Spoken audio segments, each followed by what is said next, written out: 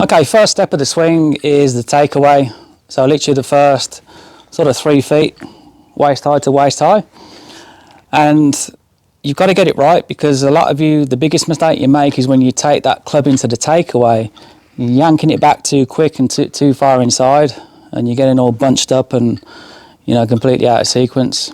So I'm going to show you the best way of grooving the ideal sort of takeaway, and how the GForce Swing Trainer can help you identify if you've got issues in your takeaway. So let's go check it out.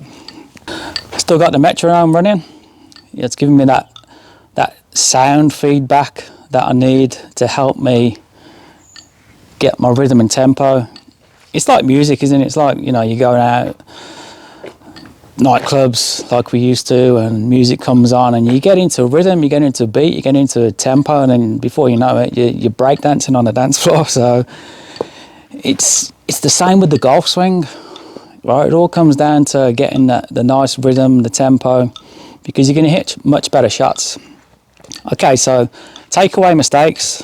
Worst thing I ever see is on the takeaway, yanking the club back with the hands and arms too quick, and typically it comes around inside.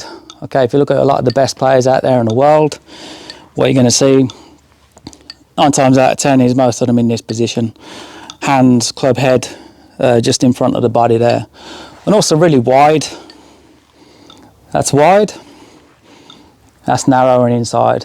Okay, so how are we going to achieve that takeaway, and how is this flexible shaft going to help you identify a poor takeaway? Okay, so typically what you're going to find, if you're whipping the club in here, like a lot of you do, this shaft is really flexible. Okay, it's a new shaft. It's a little bit lighter than the previous model, so it's perfectly weighted the whole club now, like a normal golf club. The flex of the shaft has remained the same since I first brought it out in 2016. So it's really, really flexible, and it's just going to help you identify or feel anything that's out in your backswing, and also by the ball flight, because you can hit shots with it just like a normal golf club.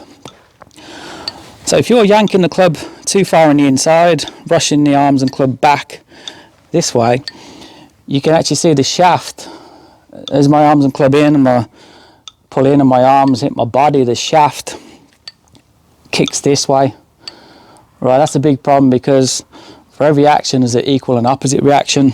So before you know it, as you start going to the top of the swing, the shaft's now trying to kick back this way. You can imagine how bad that's going to feel with this type of golf club. So you'll feel a bit unbalanced with this club if you're whipping it in and trying to come through. Also, whipping it in, you're really not going to be able to make any sort of contact with the ball. If you do, it's going to be pretty ugly. What we need to do, you know, you look back at the older players. I mean, I'm a big fan of, you know, your Hogans, your Nicklases, and they all sort of took the club away almost with the grip moving away first, this motion. Now what you can see when I do that is you can see how I can keep the takeaway nice and wide going back. So the best thing to do on your takeaway, if you want to get more width on the takeaway, if you want to keep that club face square, prevent the hands and arms and club getting too far inside and causing a multiple of problems and corrections on the downswing, take the club away by moving the grip first. So you're keeping the head of the club at the ball, and then what's going to be moving first is the grip end of the golf club here up by my hands. See? So the head of the club is lagging behind the hands on the takeaway. All right, what we don't want is that. So we don't want this move, narrow and inside. We want to move the grip end of the club first, like that. So you can see it's not getting behind me. I'm not putting any stress on the shaft either, so it's not going to kick back in another direction. Also the face is staying square, and that's what we're looking for.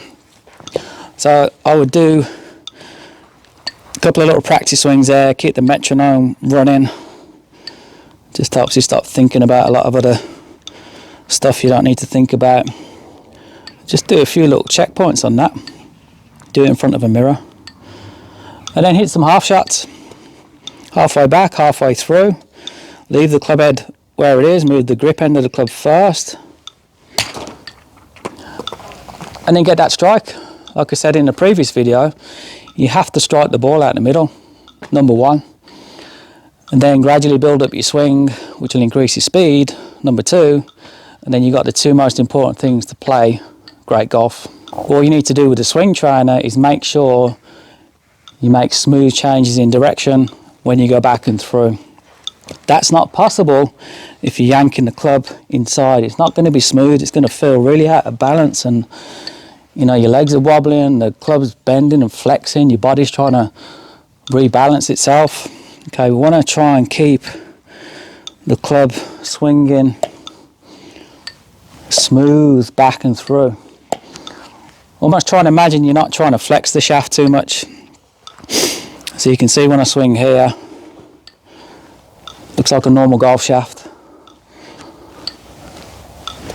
And when I do the new VR 3D videos using Gear's motion capture, you're actually going to see the shaft, when I do swing it, does look pretty much like a normal shaft, apart from sort of in the takeaway a little bit in the transition. But it's pretty amazing stuff to see, and it's really going to help you out with your golf swing.